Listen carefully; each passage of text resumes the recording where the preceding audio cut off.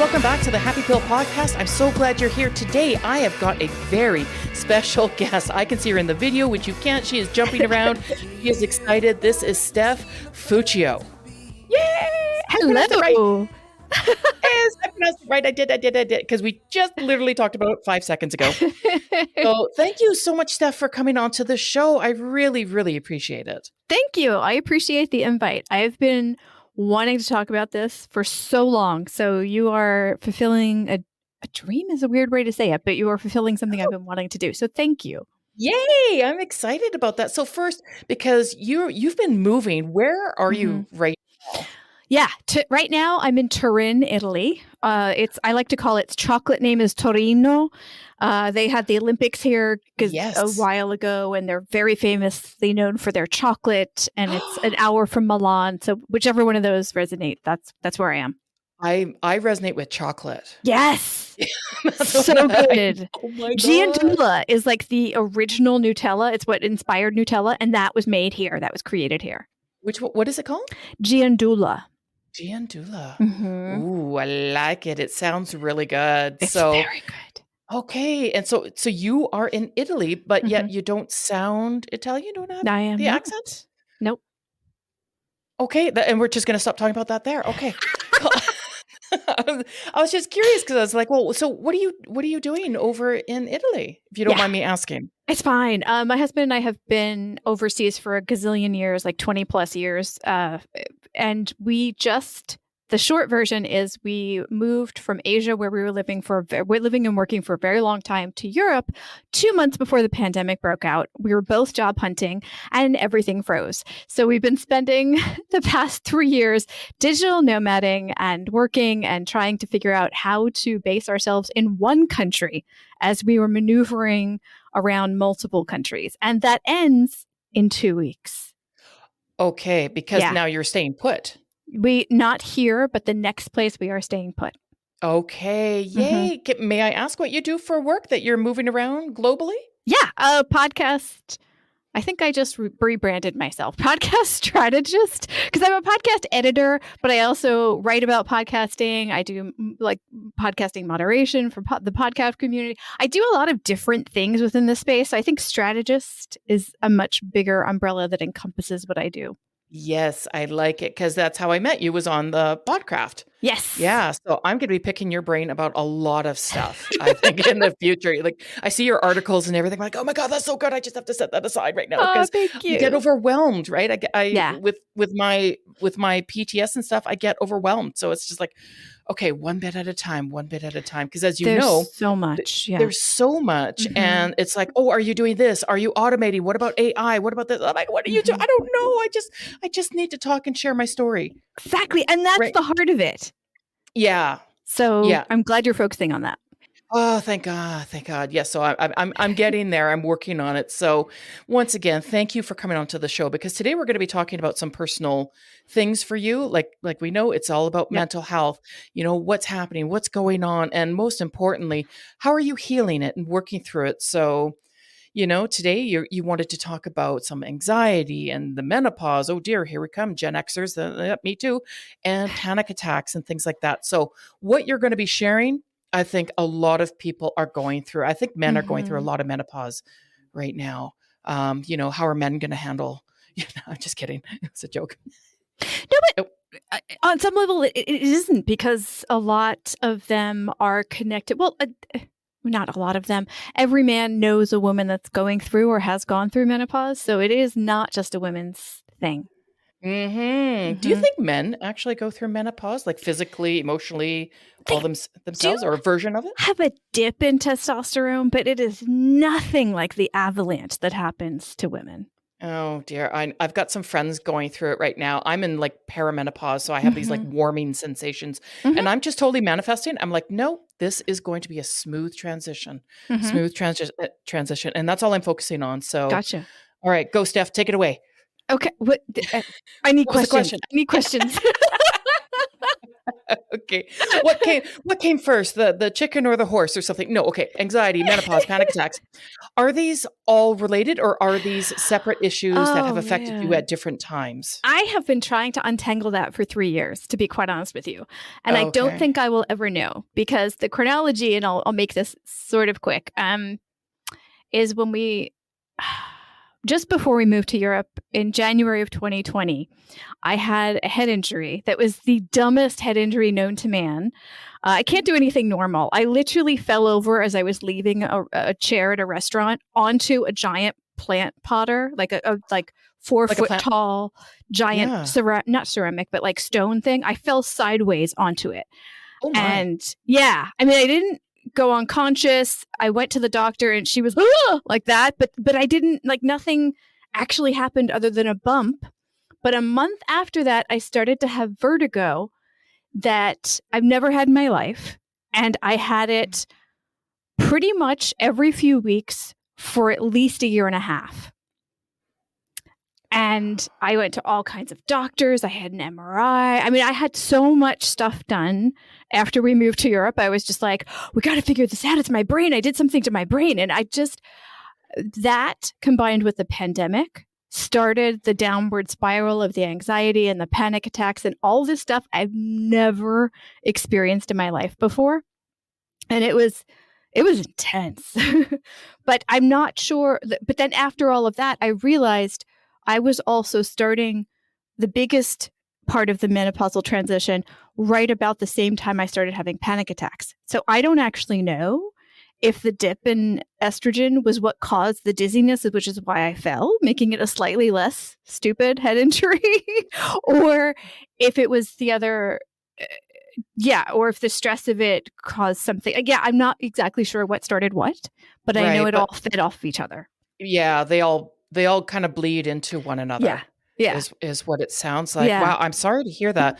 Like Thank my you. partner has experienced vertigo. She's probably going to be upset at me by this because every time I talk to someone in an interview, I'm like, "Oh, my partner has that. Oh, my partner has that," and Mhm. I'm kind of outing her, like because she's had vertigo as Yeah. well. Mhm. And I think a lot of it was COVID related. Mhm. But it's terrible. It was a terrible It's horrible. experience.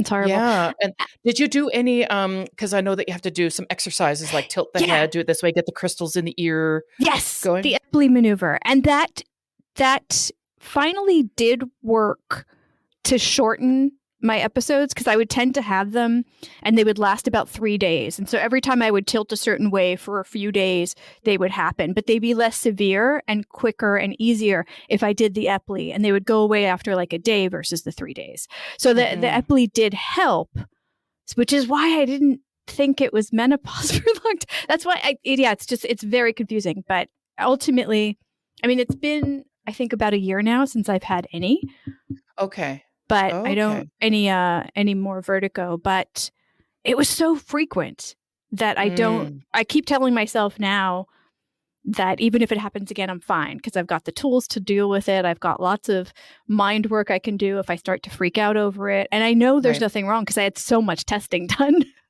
Right, and nothing came up as a concussion? No, nothing. Interesting. Nothing at So all. so it was like a loss of balance. Did you trip over something? The chair I was on was like half stable and half kind of like Mm. above a stair. And what happened is I don't even know how because it happened so fast. Wow. I just lost my balance and went down that one stair and straight into the potted plant. And thank goodness I hit myself in a place that wasn't bad. Like the doctor was like, you seriously could have done so much more damage, an inch this way, an inch that way, that kind of thing. And I was like, okay, Wow. I'm lucky, but I'm still a little freaked out because my head's got this giant bump. Yeah, it feels like Yeah. as soon as women start to hit that perimenopausal age, we should start wearing helmets, Right? or something. I don't know. Yeah. Maybe that'll help us. I'm not too sure. Well, because Oh, I've never sorry. had the best balance, or no, I've never had the best balance to begin with. So combine that with all the other hormonal changes, I'm kind of walking around like this a lot of the time, just kind of like touching spaces like I'm not going to Brace fall again. I'm not going to fall again. Bracing yourself. So Yeah. what was happening then during COVID that would bring up some anxiety and everything? Because you're not the only one. It seemed like Yeah. COVID really did a number on Yeah. with depression and anxiety and everything. Well, the combination of trying to figure out why my vertigo was happening, like what damage did I do to my brain, which was none, but I didn't know that. Then we had just transplanted ourselves from a somewhat stable expat life to trying to reposition ourselves in Europe. So we were financially and housing unstable. We were safe and we had savings. That's why we did what we did. But because we have never lived through a pandemic, we Right. were uncertain as to what was going to happen. And Yeah. so, like, I was trying to keep informed, but the more I learned about what was happening, the more I was terrified that it was going to be years and years and years of us not working. And we didn't have that much savings to cover Right. that. So it was a lot of uncertainty.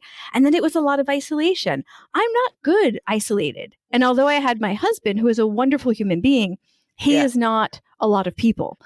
Yeah. He's not enough. He's Yeah. not enough. I mean, he Yeah. knows that. He knows I'm a gregarious person. So I Yeah. just, it was a lot of fear, isolation, uncertainty. And it just kind of started building. And you know how anxiety feeds off of itself. Oh yeah, it's that co-emergence that my therapist kind of Yeah. talks about. You know, once you have those thoughts, then it creates those feelings then Yes. create more thoughts, and then Yes. it becomes this cycle, right? And so they Exactly. feed off of one another, Yep. and yeah, and especially during a time of isolation and then also masking, it's like you can't even Hmm. have like proper communication with anyone because now it's like Yeah. what we're doing, right? Like, well, Yeah. obviously you're across seas anyway, but you know, it then becomes all this video conferencing, and yeah, it's a little different, It's very right? different. It's very Yeah. different. Yeah. Yeah. So what was So, starting to happen then? Like, because how was your anxiety starting to increase then? Was it because of lack of yeah. people? I think it was all the fear and the lack of people and everything. And I didn't even know what was happening, to be quite honest with you. I just started having these symptoms that I thought again was because of the head trauma. And oh my gosh, the tingling up my spine, the brain kind of pressure. Ah, Because when I get like an anxious moment or even when a panic attack comes on, I mean, now they're super fast. They're like a little tiny little lightning bolt, but they were like that intense kind of tunnel visioned, like tons of bodily symptoms that feel like something's going wrong. It didn't feel like yeah, a heart attack to me because I've never had a fear yeah. of a heart attack. I don't have a family history of that, but it Hmm. felt like a closing in and a rapid paced kind of like really strong discomfort with a Did you ever lot of, oh, did you ever say, feel like you wanted to die? Like, because I know when I've had panic oh attacks, yeah, that's what it feels. I feel like that's it. yeah, This is my death, and it freaks me out, and I'm like grabbing my chest because I feel like either my lungs are going to completely stop, yeah, yeah, you know, or yeah, or the heart or something, and it's just so intense. Like it literally bolts me up yes, into my bed. Not like they do in TV. Like that's that's like that I did seems that. slightly different. Yeah. I did that. Yeah. Well, I would wake up like completely sweated out and then I would jump up, which was bad because the vertigo mostly happened when I would go from Oh, lying down to sitting up. So I would like jump up and if I was in a vertigo moment, I would also have the vertigo and be dealing with the oh, panic attack at the same time. oh my I mean, I'm gosh. laughing now, but it was awful. Like I would just kind of like hold on to the bed waiting for the vertigo to stop. Thank God it was mostly 5 seconds. I learned to Yeah. count to 5 and just to breathe. But the sense of doom when nothing was happening, that was the hardest part of the panic attacks for me. Mm, It was just this heavy sadness and fear when nothing was around, like nothing was wrong, but it would just right. hit me like a lightning bolt. And it was just this intense, it just really intense fear of nothing. It, Yeah. Nothing that you recognized. yeah, it was all internal. It was clearly feeding off of my thoughts of what might happen in the future, Mhm. but there was nothing physically anywhere that was happening. It was Mhm. all just this, especially when I woke up in the middle of the night, there's nothing happening. I was sleeping or trying to sleep. Mhm. Yeah. Right. So nothing, oh, interesting. Okay, because yeah, I think mine I think mine are certainly triggered because I have such a deep sense of fear of sleeping at night, right? There's no Ooh. safety there, right? This is all Yeah. trauma based. Yeah. And so having that's because that's when mine would usually happen. I would Yeah. try to go to sleep and then I just can't, my mind is so hyper vigilant, Yeah. so so very interesting. So how are you dealing with that? Like what tools were you using to kind of get Oh. yourself out of that? Well, I had to hit a rock bottom where I didn't know what was happening. Like I thought I was, again, just having symptoms from the head trauma. And I got to a point where I was just kind of like going a little bit, I don't want to say going crazy, but I was going, I was so like out of my own skin that my husband found like a hotline of like Mm, yeah. a mental health hotline. And we were in Berlin, Germany at the time. And I'm still shocked to this day that the person I talked to, like they were very calm and they did kind of soothe me until the panic attack stopped, but they weren't versed at all on panic attacks and anxiety. And they didn't even know, like I was physically describing everything that was happening and how I felt. And they had no idea that it was a panic Wow. attack. Yeah. What? How would they not know that? I don't know. Maybe it's not common in Berlin. I don't. Well, I mean, it is kind of a rave culture, so they might be more familiar with like overdoses or like things happening with like drugs Mm, going wrong. Maybe, I don't know. It just seemed like such a okay. huge oversight. Well, To I'm wondering if that's more of a North American thing. Who knows? Like I never thought of it like no, geographically. I don't think so. I wouldn't think so really either. don't think so. Maybe I it was mean, just the person who just at that time, I think wasn't so. aware. But Yeah. what a massive oversight to not have them trained. And I've often thought I would love to call back and go, hi, can I leave these resources for you guys for when the next time somebody calls for that? That's a handy idea. Yeah.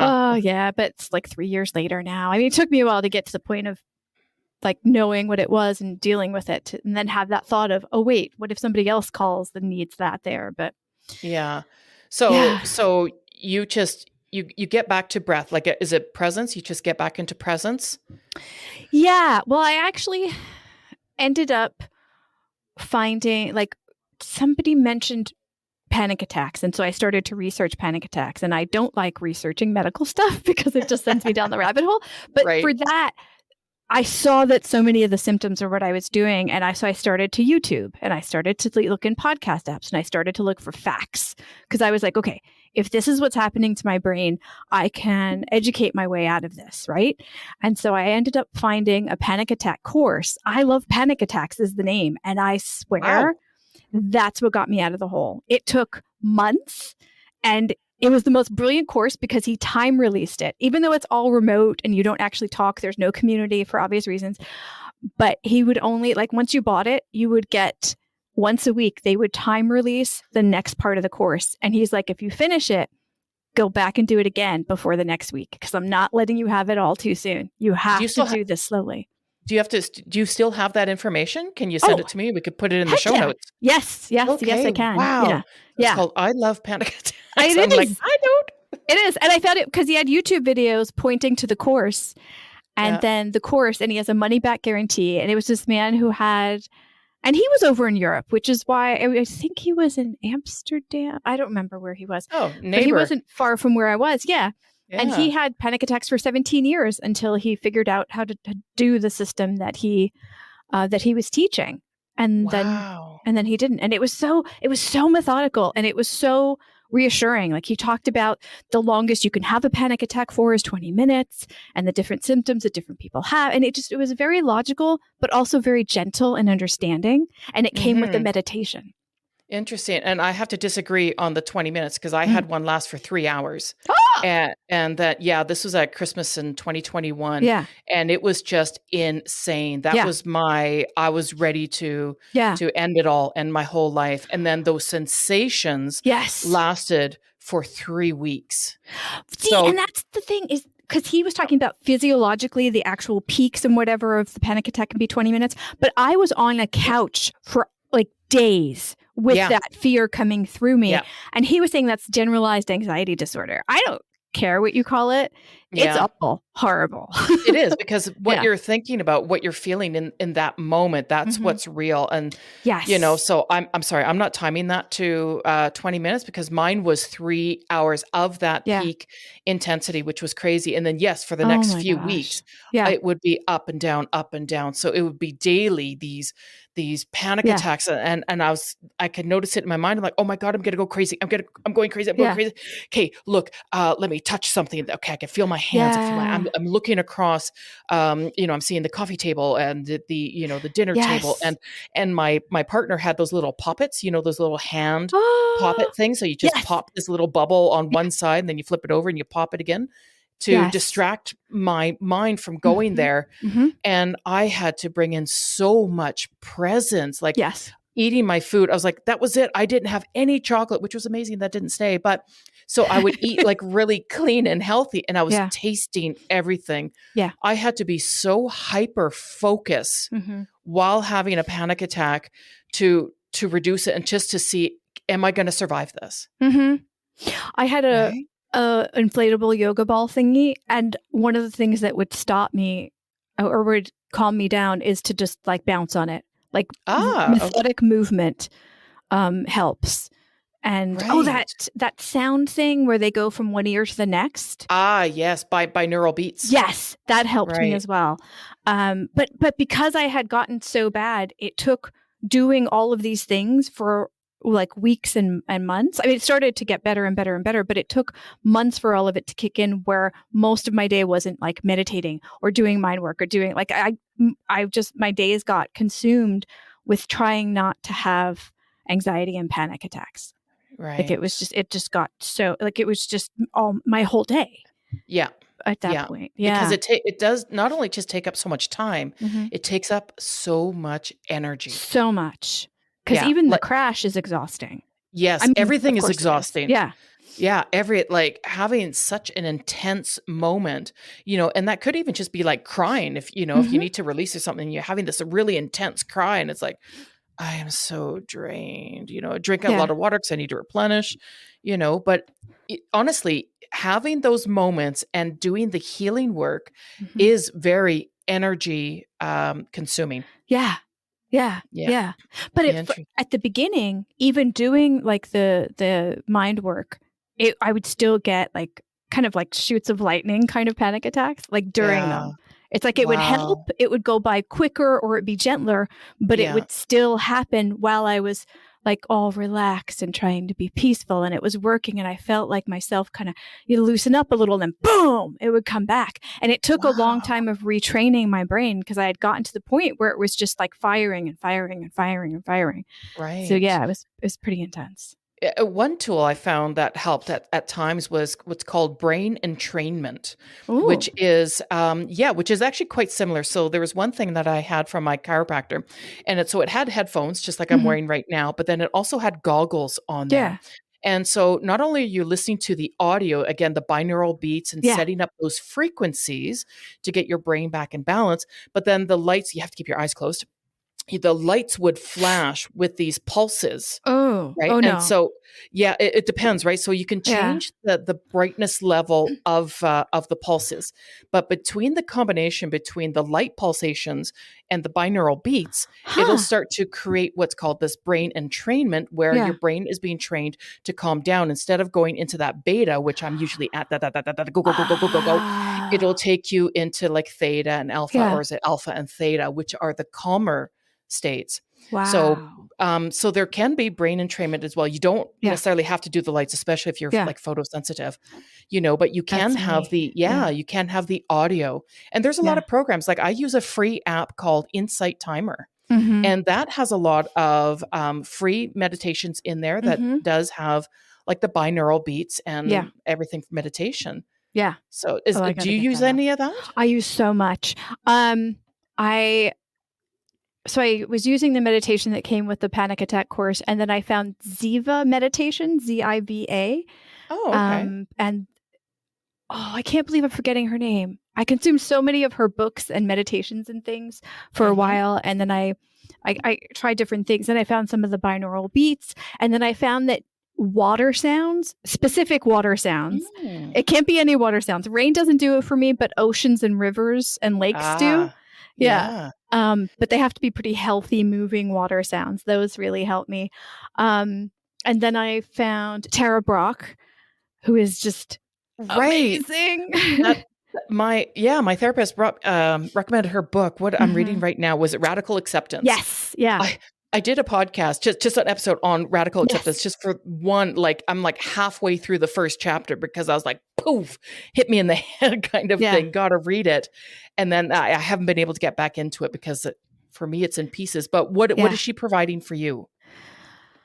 Humor and calmness and everything. I mean, she's a trained Buddhist monk, and she still has like an East Coast edge to her that's really funny. That's very like, of course, things are really, really horrible. I mean, I don't know. It's hard to describe. There's like, you'd think somebody who had done that much meditation would be so calm that they wouldn't even admit to like things being wrong. Yeah. But she's like still got like a spunky side to her that's really interesting. So I really like that because I feel like I can relate to that. Whereas the always calm, nothing ruffles your feathers thing, I'm never going to get there. Yeah. I don't know. I don't know if that's my reality either. Like, my therapist who recommended, like, he's like so chill, and I'm like, dude, how did you even get there? And he's like, and he said to me, and this is actually in that episode, he's like, I wanted, my need to be peaceful outweighed my need to be right. So right. See, you did that too. You did the turtle. You did like, whoa. Because I will never get over the need to be right. Right. Exactly. Like it can be really challenging because I know, like, I'm like that because for me it's trauma. So I'm a control freak, because if I'm a control freak and perfectionist, then I'm safe because then no one will hurt me. But then I've got this massive barrier. Right. And when he said that, I was like, oh, that's so true. Am I there yet though? Oh. So it's a process. Yeah. Right. But that's how he did it. And it, certainly through Tara Brach and her book, and you got a few of her books, or I don't even know how many she has. I've never even read her books. I've downloaded the Radical Acceptance one, but I haven't. I mostly just listen to her podcast. And I didn't even realize she had a podcast. Oh my God, it's so good. It's literally Tara Brach podcast. And she goes between short meditations, about 20 minutes, and then these lectures that she gives. Lectures is the right thing. Whatever, presentations or... okay. It's to like big groups, it sounds like. And the audio's not so amazing, but they're so good. They're just so good. And those are more like an hour long. And then sometimes there's like Q&A from the audience, that kind of thing. But it's so good, especially the shorter meditations. They're just, there's one favorite one that I have. There's two that she have that if you search under her podcast for Letting Go, they are amazing. Because like you, I am also a control freak, and that causes grief sometimes. So I run to Tara and go, Tara, remind me that I don't have to control this. Right. Yeah. Oh, such a work in process, right? Mm-hmm. Absolutely. So that is amazing. So we've already got some good resources coming up for the listeners, which is great. So we've got a few minutes left, and I think I want to just touch basically just on menopause right now. How is that affecting you? Because it was, affecting your mental health as well. Mm-hmm. Yeah, It's hard to tease everything out between the anxiety, the legit medical crap as soon as I had the fall and then the menopause. But I think some of the waking up in the middle of the night drenched, I think some of that were the hot flashes. I think. I don't know how much of it was, but I think that. But at this point, it's about 3 years into the worst part of the hot flashes and different symptoms and things. And I tried HRT for a while, the hormone replacement therapy, for like 8-9 months. And then I'm not on it, and I'm tempted to go back. So I've been trying out different things, and I'm in a state where some days, if I'm eating really clean and exercising and being a perfect human being, then I feel okay. And then if I veer a little bit,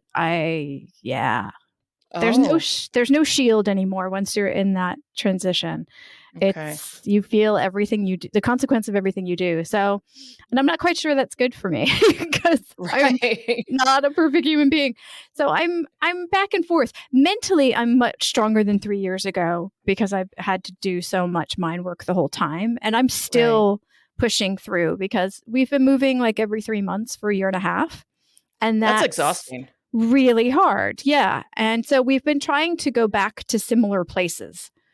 So at Okay. least there's that familiarity, but it's very hard. And I know the week before we go and the first week there, I'm going to be a little bit funkier. So I have all of my meditations ready and I'm, doing a little more stretching and I try to do a lot of stuff to push through it. Right. But menopause is way harder than I've ever heard anybody talk about. My Wow. menopause is way harder with I'm, so I'm many more symptoms than I ever knew. yeah, and I'm hearing that from a few of my friends as well because we're Mm-hmm. all kind of in that age range now, and so I'm really manifesting now Mm-hmm. that because like I noticed my body is shifting, and I'm just Mm-hmm. like everything's in balance. Going to focus on that, and maybe it's my copious amounts of chocolate that are keeping things chill right now. There That's what you I like go. to think. Yeah, Yeah. I'm just going to go with that. So, ladies, I just recommend like just chocolate, like just go binge out. It's okay. No, don't. Especially I'm not a Giandula. doctor. But Yeah, you know what? There's no point in stressing about anything before it happens. I mean, yeah, it's yeah. probably I don't. better I didn't know because I would have been stressing over this and then I would have the Yeah, stress of actually going through it. I mean, it'd be nice yeah. to have a little more information, but Right. there seems to be a push towards a lot more information, especially coming from the UK. There's a lot of podcasts and things on menopause and especially menopause and mental health and things like that coming from the UK right Hmm. now, which is very spoiling for those of us that speak English because there's no language barrier there. Right. So yeah, Wow. but Cool. it's something. It's well, it's interesting. Let me rephrase. Maybe it's not so cool. It's very warm. Mm-hmm. Say that it's hot. Yeah, let's just talk about that. Yeah. Okay. Well, thank you so much for sharing. So we're kind of wrapping up right now. Is there any final thing that you would like to offer as a wonderful piece of advice from your experience, or a resource, or anything you'd like to share? Yeah, two things. Yoga Nidra, you were talking about being present in your body. No, Yoga Nidra literally has you thinking about like different body parts, like this finger, this finger, this finger, this finger. Then you go through all of your body parts within like 20 to 30 minutes, and it's really grounding. Yoga Nidra. I've Yeah. heard of it, never done it. You can find Okay. a whole bunch of YouTube. I love YouTube. A whole bunch of Yeah. YouTube videos that walk you through it.